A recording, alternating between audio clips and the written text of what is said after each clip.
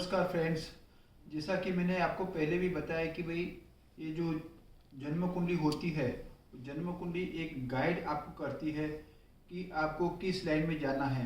तो जैसे कि कोई भी लड़का, कोई भी लड़की, कोई भी जातक पढ़ लिख के जब बड़ा होता है और अपनी करियर बनाने की सोचता है, तब वो सोचता है कि उसको क्या करनी चाहिए, नौकरी करनी चाहिए या बिजनेस करना चाहिए। बिजनेस करना चाहिए तो कौन सा करना चाहिए, और नौकरी करनी चाहिए तो प्राइवेट करनी चाहिए या उसको गवर्नमेंट जॉब के चांसेस है या नहीं है। तो ये पूरा आपको जो है वो गाइड करते हैं ज्योतिष। ज्योतिष का जो है कुंडली, जन्म कुंडली देख के बताया जा सकता है कि जातक को नौकरी का योग है या तो फिर बिजनेस का योग है। तो इसमें सबसे पहले ये बात जानी जाती है कि दूसरा स्थान जो कि आय का स्थान होता है, दूसरा स्थान में कौन सा ग्रह बैठा हुआ है, दूसरे स्थान का स्वामी जो है वो कहाँ पे बैठा हुआ है वो देखा जाता है। इसके सिवाय सबसे जो इम्पोर्टेंट चीज होती है वो है भाग्य स्थान।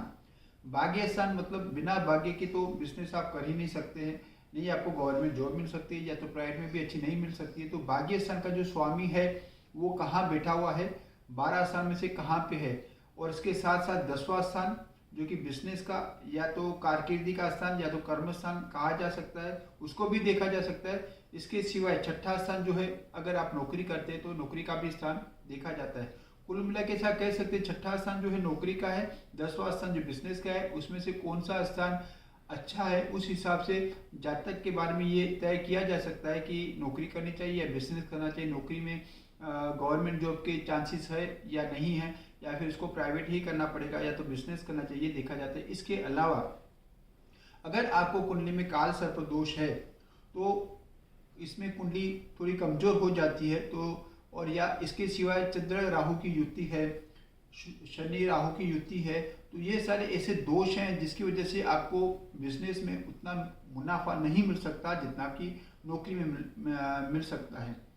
अभी हम बात करेंगे भाग्य स्थान के बारे में। भाग्य स्थान का स्वामी अगर अच्छे स्थान में विराजमान है, जैसे कि भाग्य स्थान का स्वामी अगर दूसरे स्थान में है तो अच्छा स्थान माना जाएगा। भाग्य स्थान का जो स्वामी है वो अगर 11वें स्थान में है, मतलब लाभ स्थान में है, तो अच्छा माना जाएगा, मतलब आपका भाग्य काफी उज्जवल है। इसके सिवाय गुरु जो है बृहस्पति है, वो फाइनेंस का कारक माना जाता है। अगर उसकी दृष्टि आपके भाग्य स्थान के ऊपर है तो उसका मतलब है कि आप बिजनेस में अच्छा योगदान प्राप्त कर सकते हैं। लेकिन अगर राहु अगर भाग्य स्थान में है या फिर शनि भाग्य स्थान में है या 10वें स्थान में शनि बैठा हुआ है, मतलब आपको इस ग्रह के हिसाब से ऐसा कहा जा सकता है कि आपको बिजनेस में इतनी तरक्की नहीं मिल सकती जितना कि आपको नौकरी में मिल सकती है। उसी प्रकार से देखा जाए तो नौकरी का विचार करेंगे।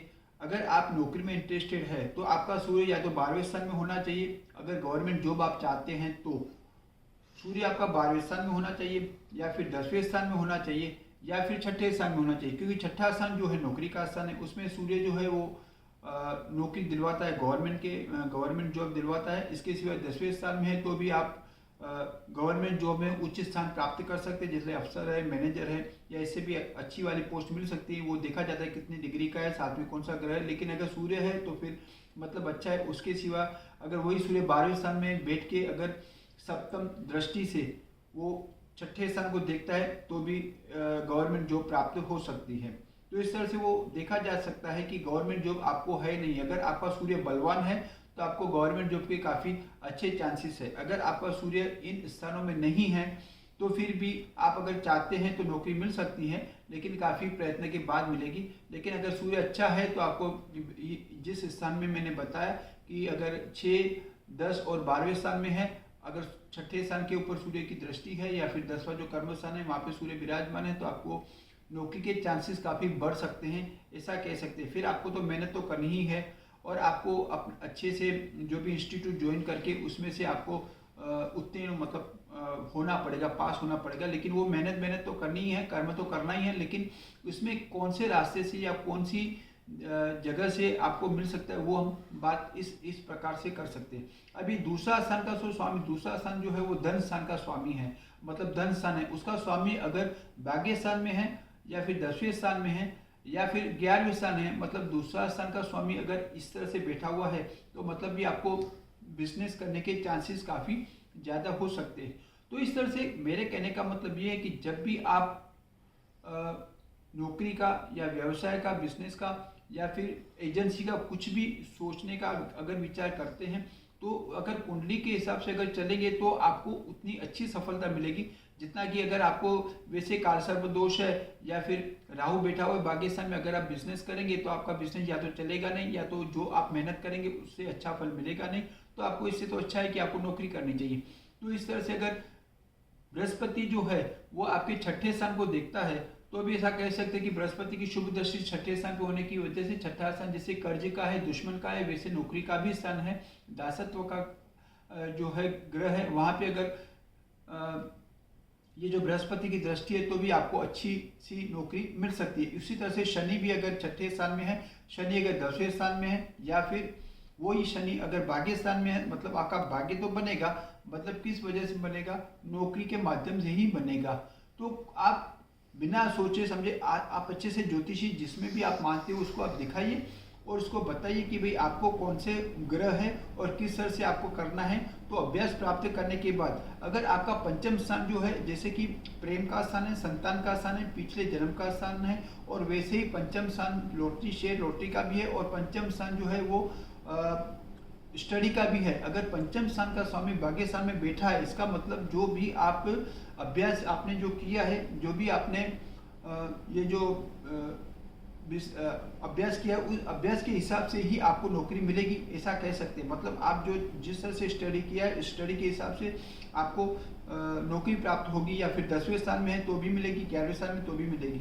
तो इस तरह से अगर आप देखेंगे कि आपने क्या करियर किस तरह से बनाया है और ये कुंडली आपकी क्या कह रही है, उस हिसाब से अगर सोचेंगे तो आपको पता चलेगा कि आपको किस में ज़्यादा मेहनत तो आपको हर एक में करनी पड़ेगी, चाहे बिजनेस हो, चाहे नौकरी हो, चाहे आप एजेंसी लेते हो। अच्छा, अभी मैं एजेंसी की भी बात करूं, अगर 10वें स्थान में बुध है, बुध क्या है, एजेंसी का कारक माना जाता है।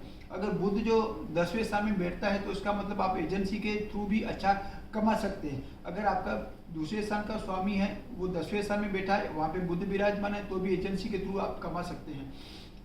तो आपकी कुंडली जो है, आपका जो हॉरोस्कोप है, आपने जो जन्म लिया है और आपका जो हॉरोस्कोप बना था, उस हॉरोस्कोप में सभी लिखा हुआ है कि ये आपको पूरी तरह से गाइड करता है कि आपको किस लाइन में जाना चाहिए। अगर आप इस तरह से पूरा खुद भी स्टडी कर सकते हैं, या फिर अच्छे से ज्योतिषी को भी बता सकते हैं, या फिर कमेंट बॉक्स में मुझे भी बता सकते हैं कि मेरा इस तरह का ग्रह है, तो उस हिसाब से आपको सफलता अवश्य मिलेगी। सफलता तभी मिलती है अगर ग्रह के हिसाब से गाइड जो हमें करता है उस हिसाब से अगर हम करेंगे तो अवश्य आपको सफलता मिलेगी। अगर मेरा ये जो आपको वीडियो अच्छा लगे तो आप लाइक करना। अगर आपके अभी तक सब्सक्राइब नहीं किया है तो आप चैनल को सब्सक्राइब करें, और आपके कुछ जानना चाहते हैं इसके अलावा किसी के बारे में, तो आप अगर कमेंट बॉक्स में लिखेंगे तो मैं जरूर उस विषय में चर्चा आपसे करूँगा। धन्यवाद।